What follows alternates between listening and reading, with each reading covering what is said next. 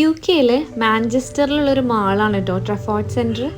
നമ്മൾ UK വന്നതിന് ശേഷം പലവട്ടം ട്രഫോർഡ് സെൻറ്ററിൽ വന്നിട്ടുണ്ടെങ്കിലും ഉമ്മയും ഉമ്മച്ചിയും എൻ്റെ ഡെലിവറി പ്രമാണിച്ച് UK വന്നതിന് ശേഷം അവരെ കൊണ്ടുവന്ന് കാണിച്ചപ്പോഴാണ് ഈ സ്ഥലത്തിന് കൂടുതൽ ഭംഗിയും നമുക്ക് കൂടുതൽ സന്തോഷമൊക്കെ തോന്നിയത്. അതങ്ങനെയാണല്ലോ അല്ലേ, നമ്മൾ എന്തെങ്കിലും കണ്ടു കഴിഞ്ഞ് കഴിഞ്ഞാൽ അല്ലെങ്കിൽ എന്തെങ്കിലും കഴിച്ചു കഴിഞ്ഞ് കഴിഞ്ഞാൽ നമ്മുടെ പ്രിയപ്പെട്ടവരത് കഴിക്കുമ്പോഴും കാണുമ്പോഴും കിട്ടുന്ന സന്തോഷമാണ് ഏറ്റവും വലുത്. UK കൾച്ചറും നമ്മുടെ നാട്ടിലെ കൾച്ചറും തമ്മിലുള്ള ഒരു മെയിൻ വ്യത്യാസങ്ങളിലൊന്നാണ്, നമ്മുടെ നാട്ടിൽ പ്രസവം കഴിഞ്ഞും സിസേറിയൻ കഴിഞ്ഞും കിടക്കുന്ന പോലെയല്ല UK പ്രസവവും സിസേറിയനൊക്കെ കഴിഞ്ഞാലും നമ്മൾ എല്ലാ സ്ത്രീകളും നേരത്തെ തന്നെ പുറത്തു പോവുകയും ജോലിക്ക് കയറുകയും ഒക്കെ ചെയ്യുന്നൊരു കൾച്ചറാണ് അവിടുത്തെ കേട്ടോ. എനിക്ക് എൻ്റെ പ്രഗ്നൻസിയിൽ എൻ്റെ ഒപ്പം 5-ാം മാസം കൂടിയതാണ് ഒരു കാലുവേദന.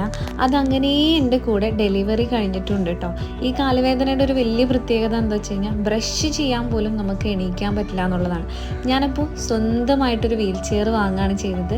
അൽഹംദുലില്ലാ, നമുക്ക് വീൽ ചെയർ ഉണ്ടായാൽ മാത്രം പോരാ, അത് ഉന്താൻ സന്മനസ്സുള്ള ഒരു ഹസ്ബൻഡും കൂടി വേണം കേട്ടോ. ഞാൻ ഈ കാര്യത്തിൽ വളരെ ബ്ലെസ്ഡാണ്.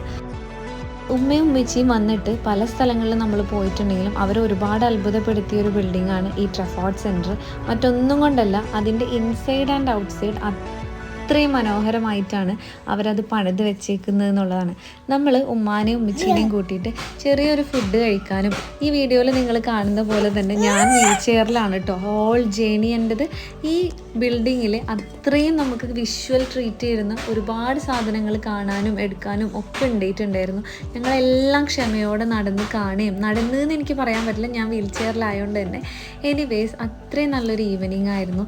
കുറേ കാര്യങ്ങളിലൊന്നും ഞാൻ പലപ്പോഴും ബ്ലെസ്ഡ് അല്ല എന്ന് എനിക്ക് തോന്നാറുണ്ടെങ്കിലും ചില കാര്യങ്ങളിൽ ഞാൻ ബ്ലെസ്ഡ് ആണെന്നുള്ളത് ഇത്തരം മൊമെൻറ്റ്സും അല്ലെങ്കിൽ ഇത്തരം യാത്രകളാണ് കേട്ടോ എന്നെ ഓർമ്മ